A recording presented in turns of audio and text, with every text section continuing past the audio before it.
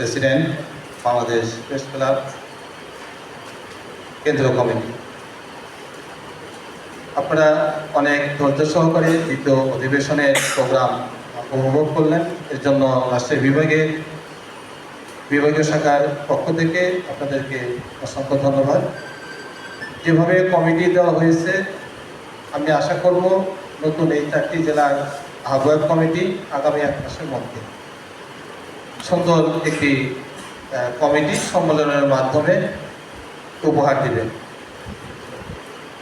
আমি পরিশেষে মরহুম আব্দুল হালিম, আমার সহযোদ্ধা সহকর্মী আর রুহের মাগফিরাত এবং তার পরিবারের সকলের সন্তপ্ত পরিবারের প্রতি সমবেদনা জানিয়ে আমি আমার বক্তব্য শেষ করছি এবং সেই সাথে দ্বিতীয় অধিবেশনেরও সমাপ্ত ঘোষণা করছি। ধন্যবাদ সবাইকে। ধন্যবাদ। পরিশেষে একটা জিনিস বাকি ছিল, দেখেন এটা আমাদের আরেক বন্ধুর অবদান।